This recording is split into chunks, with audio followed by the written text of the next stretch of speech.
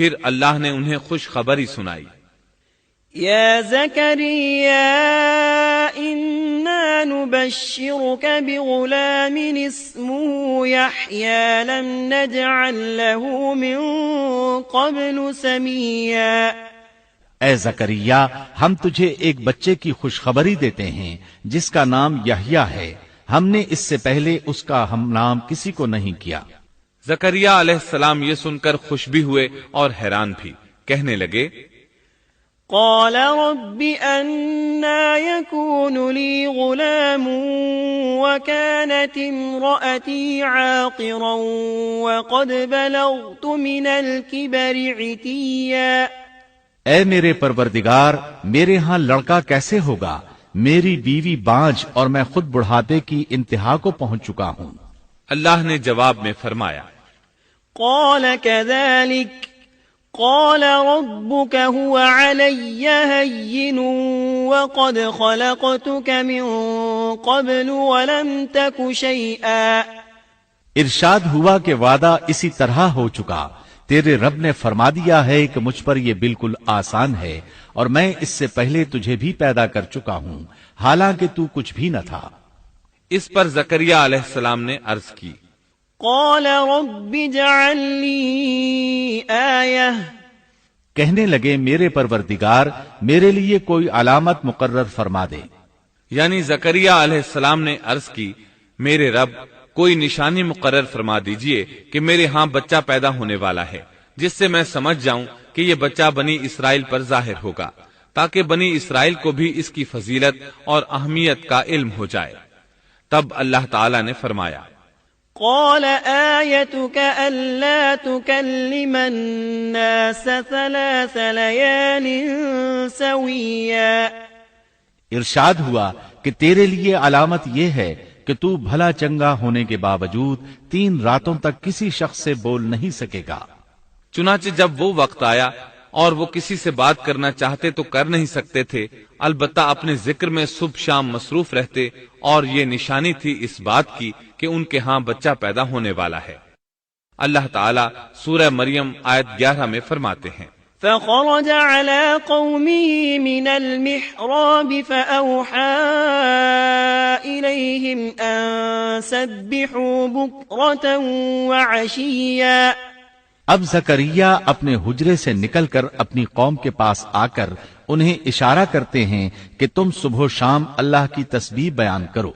اللہ تعالیٰ سورہ آل عمران آیت 39 میں فرماتے ہیں فنادته الملائكة وهو قائم يصلي في المحراب أن الله يبشرك بيحيى مصدقا بكلمة من الله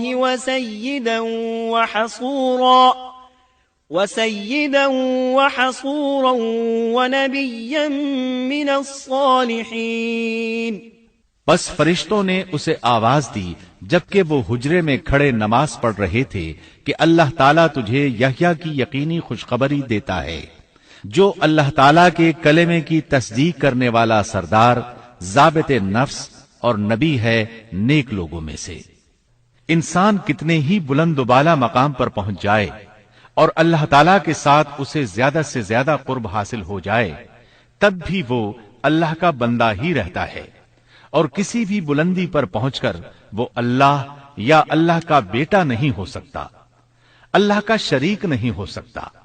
اللہ جل شانہ کی ذات پاک وحدہ لا شریک ہے اور باپ بیٹے کی نسبتوں سے پاک ہے، لہذا انسان کی سب سے بڑی گمراہی یہ ہے کہ وہ جب کسی برگزیدہ انسان سے ایسے امور صادر ہوتے دیکھتا ہے جو عقل میں نہیں آتے تو رعب یا عقیدت کی بنا پر پکار اٹھتا ہے کہ یہ ہستی تو خود اللہ ہے جو انسانی شکل میں آئی ہے، یا اس کا بیٹا ہے، یا اللہ تعالی کی شریک ہے۔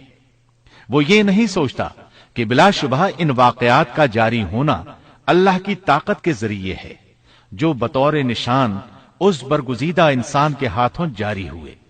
اس کے باوجود یہ نہ اللہ ہے نہ اللہ کا بیٹا، بلکہ اس کا ایک پسندیدہ بندہ ہے، اور یہ امور اللہ تعالیٰ کے خاص قوانین کے تحت صرف اس کی تائید اور اس کی صداقت کے لیے ظاہر ہوتے ہیں، ورنہ وہ بھی اللہ تعالیٰ کے آگے اسی طرح مجبور ہے جس طرح دوسری مخلوق۔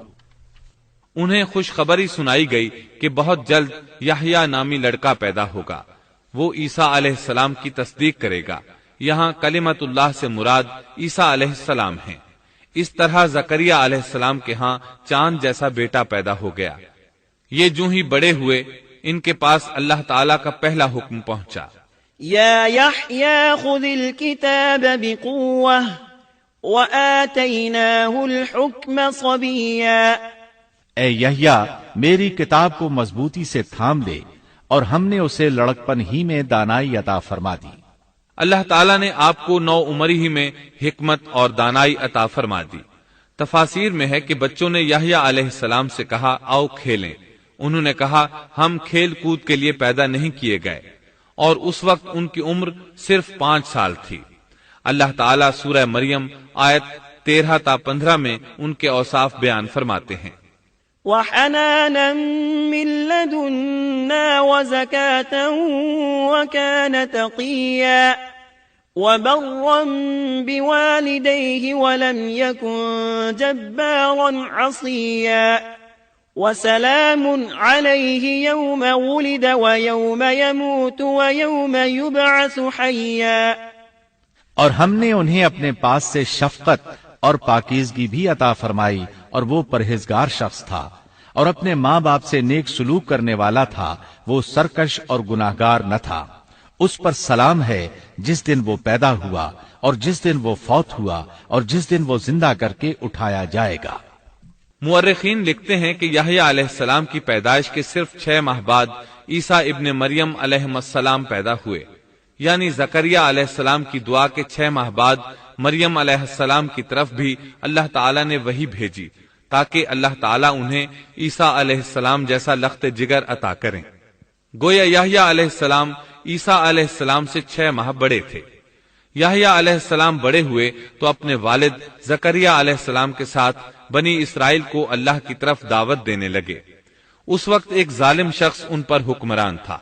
اس نے اپنے بھائی کی بیٹی سے شادی کرنے کا ارادہ کیا، اگرچہ ان کے دین میں یہ حرام تھا۔ اس نے یحییٰ علیہ السلام سے اس شادی کی اجازت طلب کی، اس لیے کہ ان کی نبوت کا اس وقت تک چرچا ہو چکا تھا اور وہ ان کے درمیان شریعت کے مطابق فیصلے کیا کرتے تھے۔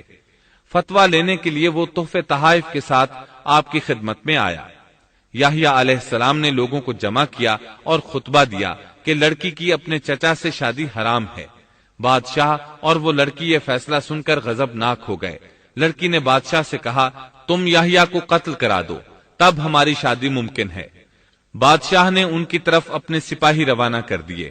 اس وقت یحییٰ علیہ السلام محراب میں نماز ادا کر رہے تھے، سپاہیوں نے انہیں قتل کر دیا۔ اس طرح بادشاہ نے اپنی بھتیجی سے شادی کر لی۔ اس کے بعد انہوں نے آپ کے والد زکریہ علیہ السلام کو بھی قتل کر دیا۔ اس طرح اس دور کے 2 نبی قتل کر دیے گئے۔ عیسیٰ علیہ السلام باقی رہ گئے۔